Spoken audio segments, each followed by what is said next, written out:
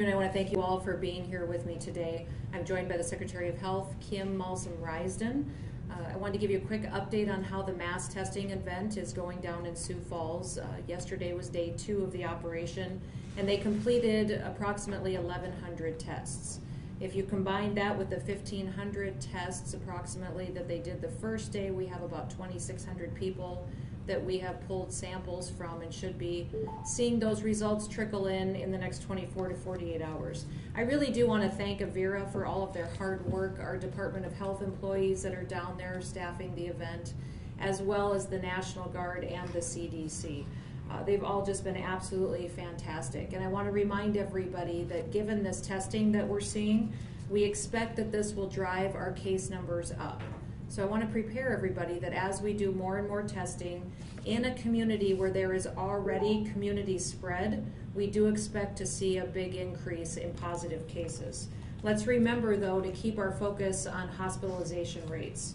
I need people to be smart, continue practicing the physical distancing, washing your hands, and remember that we are in a marathon. This again is not a sprint. We have a long ways to go. I do want to especially thank the language specialists that have been down there. They have been fantastic. They were there all day and invaluable, and we really appreciate all of their hard work. Last night I hosted a phone call with all of our legislators and talked to them about some of the questions they're hearing in their communities. And that was a great conversation, not just about COVID-19 cases in the state and hospitalization rates and projections, but also we talked about revenue numbers. And then we talked about some of the business challenges that they're seeing in their communities as well. So I want to appreciate their continued engagement and their willingness to get on those calls because they help me communicate with those local communities each and every day, are really our ambassadors for making sure that we're all on the same page as to what the facts are on the ground. A few thank yous that I want to touch on today. I want to thank the South Dakota National Guard. I don't know if everybody realizes every role that the National Guard is filling for us here in South Dakota these days. They are staffing at our Emergency Operations Center. They have stood up 2 alternate care facilities in Sioux Falls and in Rapid City. They have 25 ambulance teams that are ready, 21 ground teams, but they also have 4 air support teams.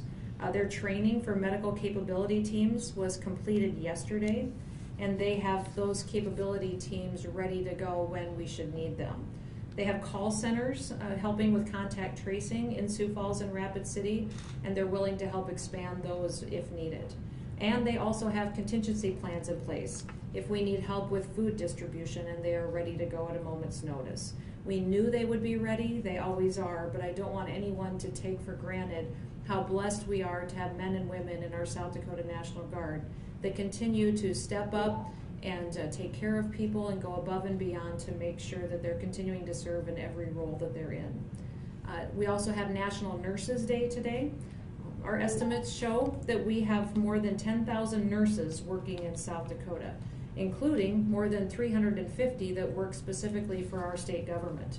We're so thankful for every single thing that they do to keep our state healthy. They're just really every day taking care of individuals, leaving their families. And I had a conversation with a nurse just last week that had been in isolation for 14 days away from her small children because she worked in an OB ward, but she didn't want to spread the virus outside of the hospital. And those kind of sacrifices that people are making, we just many times don't point to and recognize the real service that they're giving to South Dakota.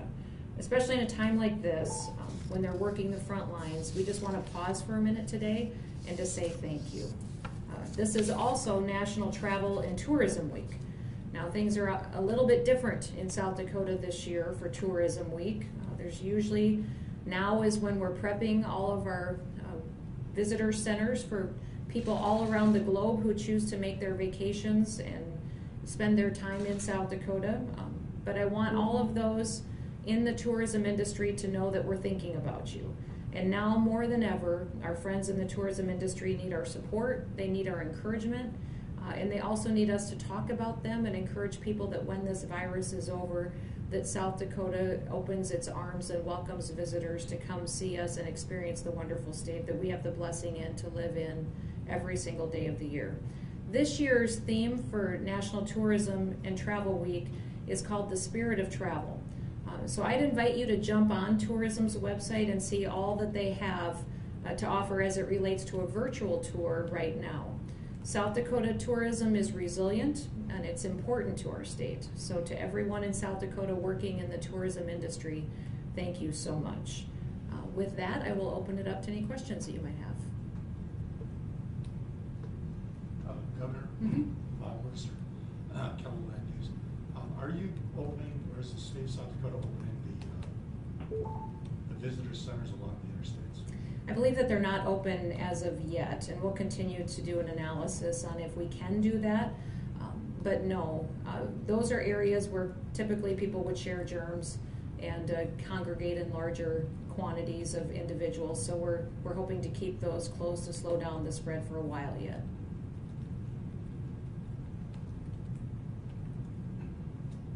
Questions on the phone? This is Jody Gamester at Dakota Radio Group in Fear. Sure, go ahead, Jody.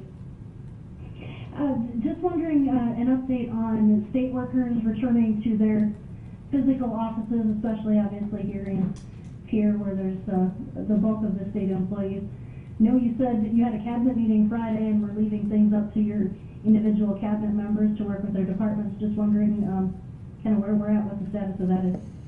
They are moving back into their offices in phases. So we have each agency and department is doing an evaluation on which employees could come back in and if they will be there full-time or if they'll stage them a few employees for 1 or 2 days a week and then switch them out. So it's hard to be specific because every agency is handling it differently, although I know many of them are anxious to get some employees back into the office so they can take care of the day-to-day tasks that they would be anxious to accomplish in an office setting. In those office settings, though, I want to be clear, they will physical distance, they will make sure that their desks and tables and their workspaces are spread out, and they will continue to make sure that they're washing their hands and practicing good hygiene while they're at work. So the cabinet secretaries all are doing an evaluation on what that looks like for their agencies and are ready to implement that. And I know many of them have even started that process this week. Will employees continue to work remotely as well in some combination with it? Yes, some will continue to do that. We have very little administrative leave that's still going on with state employees, which is good. It means that they've moved technology to home. They're able to do their work remotely, and that's been very helpful to make sure that we're still serving the people of South Dakota with their needs. Thank you. Governor, this is Stephen Jarvis-Ramsey. Sure, go ahead, Stephen. So your office sent a note to the media yesterday calling one of our AP stories from earlier in the week inaccurate. I was wondering what you felt was inaccurate about the story. Well, there were several things that were inaccurate in the story. I think it's important that when you're writing a story, it's good to use individuals that will go on record stating the facts that were in there. Using anonymous sources is hard to maintain credibility when you're talking about situations. And there was several items in there that were very hard to find information in reality. Was it inaccurate that Corey Lewandowski advised you and visited Pierre as part of that role? He did visit Pierre, but I have many people that advise me, and I'm also an independent woman who makes decisions on her own after learning the facts and information given to me. So to say he has undue influence over me would be wrong. Thank you. Governor Lee Schubinger at CPB. Yes, go ahead, Lee. I was wondering if you could talk a little bit about the restrictions on the 1.25 billion federal dollars. I guess what can the state do with that money at this point? Well, there's quite a few items that we can use it for. It's specifically in the legislation directed to be used for COVID-19 response.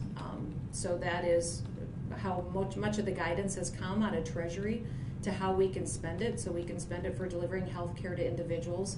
We also have been able to use it to pay employees or individuals or other entities that are delivering that kind of response. But I will say, Lee, too, that the guidance is changing quite often.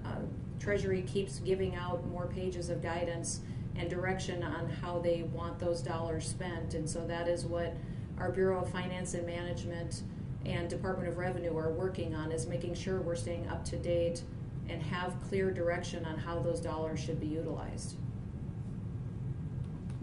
Does that moving target make it, I guess, really hard for the state to respond with this? And are we kind of, we're running out of money to respond to this at all? No, I would say that we're utilizing our resources that we currently have. We live in a state that has always balanced its budget. We have money in reserves and rainy day funds, and so we are going to take care of people and then make sure that we're making wise decisions in the future as to how we deal with future budgets. So we are doing well today, but we also need to plan for tomorrow and make sure that we have the revenues in place to take care of people. Governor Mike Tanner at KWAT. Yep, go ahead, Mike. Hi, Governor. This question might be a little premature given the fact that you don't know how deep the budget hole is going to be yet, but I'm just wondering what your thoughts would be on employee cuts, cutbacks, or raising taxes versus dipping into the state's rainy day fund when it comes to trying to balance the budget. Well, I haven't had in-depth conversations yet with legislators on those issues because we haven't gotten a clear picture of what our sales tax receipts look like and what's going to be coming in the door and how hard we were hit. So, you know, those things could be on that list, but right now, I think we can tighten our belts, make sure we're spending our money wisely. We know there are some federal resources there, and as we get a clearer picture next month or in the next 6 weeks, we'll be able to make better decisions. And a quick follow-up to that, what is your definition of what the rainy day fund is for, and would now, given the circumstances of what's happening, would now be a time to use at least some of it? You know, I wouldn't really have a great answer for that today, Mike. I know that that's why the rainy day fund is there, is for unforeseen circumstances, and this is certainly one of those situations. So I wouldn't take it off the table at this point, but my hope is that we could leave it intact. Thank you. This is Trevor Mitchell with the Argus Leader. Okay, we'll go to Trevor and then we'll go to Bob in the room. Governor or possibly Secretary of Health, is the state doing anything specifically with Good Samaritan in Sioux Falls where 15 people have been reported to have died in connection? Are you taking any action similar to Smithfield, working with staff there trying to figure out some of what the practices going on are there? Sure, Trevor. This is Kim Malsom-Risden. So we have been working very intently with the folks at Good Sam. They did mass testing of their employees and residents here over the last week, and so they were very proactive in getting that done so that they could assess the situation at hand. We have daily calls with the team there. We're working with them on infection control and making sure that they have what they need in terms of guidance. And we're very confident in those practices at Good Sam. They've been excellent to work with and are taking it obviously very seriously. One of the things that they've also been doing is cohorting their patients so that they're trying to minimize the spread of COVID. And so we feel like they are doing very good work in that area. This is obviously a disease that impacts populations that live in long-term care settings very much, and so it's very, very hard to contain, but we're confident in the response that Good Sam has had up to this point. As a follow-up, how have you, looking at nursing homes across the state, yesterday you spoke about unannounced reviews of some of those practices. I guess as a whole on the state, what are some of those reviews showing? They're actually showing very good practice across the state, and one thing to mention is that most people don't like the thought of state inspectors coming in unannounced, checking them out. We have been met with open arms. People have been extremely receptive. to wanting that review, because people want to do the right thing, and I can't stress that enough about our long-term care facilities across the state. We've met absolutely no resistance, and what we've seen is very good practice. Good use of PPE, good infection control, good disinfection of surfaces and the environment. So we couldn't be more pleased so far, and expect that, to see those kinds of results as we continue to work with long-term care facilities and assisted living facilities in our state. Thank you. Governor, two quick questions. Sure. One is, what role would the National Guard Air Support units do? And then secondly, in your discussion with legislators last night, was there any indication of any discussion, I should say, of a special session? Yeah, we did talk about the potential for a special session, and I told them that I didn't have very clear guidance on if we would need one and when that would be. I think originally the thought and conversation has been around having a special session in June, and I'm not sure that's necessary at this point in time. If we do have the ability through Treasury guidance to utilize some of the federal funds, we may want to come back later towards September and make some decisions on what we can do to utilize those funds better and refurbish some of the dollars that we may have in other accounts. So that's the question that we need to find out from Treasury when they finalize their guidance to us on how we can use the dollars that they're sending to us. And the legislators' input into that was very helpful. As far as how the air teams with the National Guard would be utilized, is they are medical transport teams. So they will be conducting EMS type responsibilities across the state of South Dakota. The ground ones would be helping us get patients back and forth to different locations. The air ones, we've had conversations that they would probably be utilized to bring patients in from remote areas. So areas that they needed to move a patient quickly and could get them up off the ground in a remote area and get them to a hospital to get extended care. So they would actually fly the patients? Yes, that is what they're trained to do, and that's part of the duties that we anticipate that could be necessary and that they're prepared to do for us.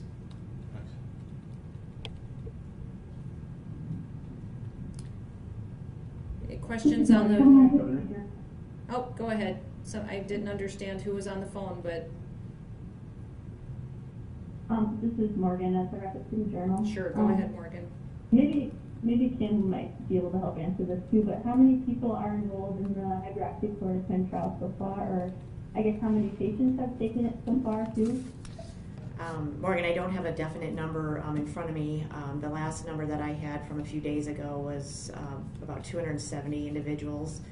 That would include some folks on an inpatient and an outpatient basis, and including in some other states, primarily through the Sanford network, and in terms of those states that they serve as well. Was that maybe a number you were expecting to see so far, or do you think maybe enrollment has been impacted by FDA warnings against the drug for heart problems or potential fatalities? I think the numbers are low because we just don't have as many people that are being impacted by COVID, which is a great problem to have. So, you'll remember that this was geared towards people that were hospitalized primarily, as well as positive cases on an outpatient basis. Thank you. Was there another question on the phone?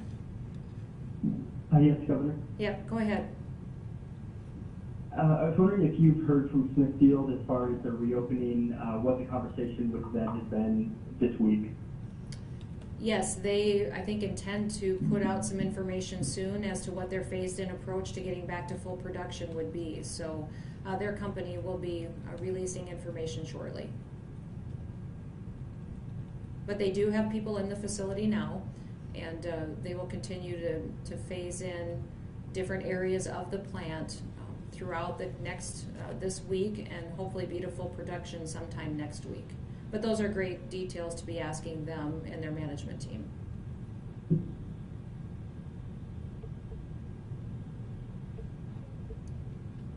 Any further questions?